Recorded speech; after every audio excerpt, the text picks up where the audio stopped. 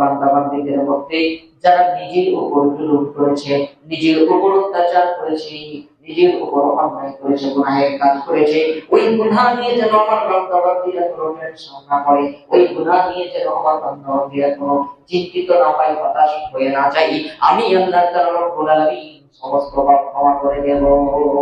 সুবহানাল্লাহ। Despite of the mercy of Allah, where Allah forgives our sins to His of forgiving most merciful. এটা repeat আলোচনা আমি আগেই বলেছি। তো আমার আলোচনা হচ্ছে যে পাপ থেকে বাঁচার উপায়। নামাজ আমরা পড়ি, তারপরে তো পাপ হয়। তো পাপ কোনগুলা? এই পাপগুলি কিন্তু ক্ষমা করবে যেগুলা আল্লাহর সাথে জড়িত পাপ। যেমন নামাজ ছেড়ে দিয়েছেন, এক ওয়াক্ত ছুটে গেছে, দুই ওয়াক্ত ছুটে গেছে, 2-4-5 বছর হয়তো নামাজ পড়েন, এটা কিন্তু আল্লাহর সাথে জড়িত পাপ। এটা আল্লাহর সাথে জড়িত পাপ। আপনি যদি কাঁদতে পারেন, দোয়া করতে পারেন, তাওবা করতে পারেন, আল্লাহ ক্ষমা করবেন। আপনি রমজান মাসের সিয়াম ছেড়ে দিয়েছেন, রেখেছেন, রাখেন, এরকম করেছেন, এগুলো হচ্ছে আল্লাহর সাথে জড়িত পাপ।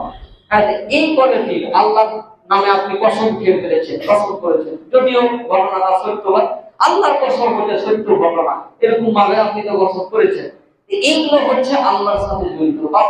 এই পাপ যদি পৃথিবী পরিপূর্ণ হয়ে যায়, 7টা 8টা 10টা পৃথিবী যা আছে হয়ে যায়, সমস্যা নেই, ও ক্ষমা চাইবে, তাওবা করবে, আল্লাহ ক্ষমা করবে। কিন্তু হাক্কুল ইবাদ, যেটা বান্দার সাথে জড়িত পাপ, ওইটার কোনো ক্ষমা নেই। বান্দার সাথে জড়িত পাপ কেমন জানেন?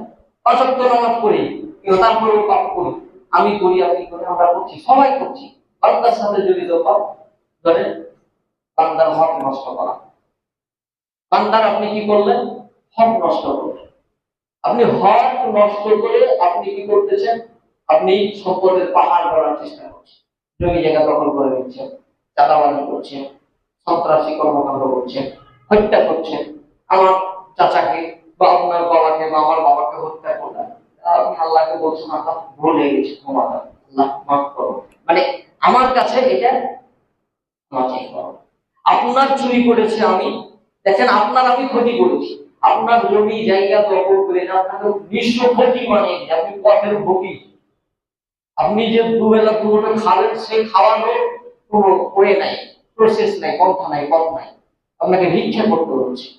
এইরকম ভাবে আপনি তাকে নিঃস্ব করে দিয়ে আপনি আল্লাহকে বলছেন আল্লাহ ক্ষমা করো, আল্লাহ ক্ষমা করো, আল্লাহ মাফ করো, আল্লাহ আমার ভুল হয়েছে।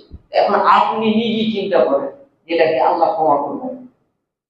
ক্ষতি করলেন আমার, আর ক্ষমা চাইছেন ওই কোনটা মন্টু সেন্টুর কাছে। ও যদি ক্ষমা করে, আমি তো ক্ষমা করবো না, আমি তো প্রতিশোধ গ্রহণ করবো।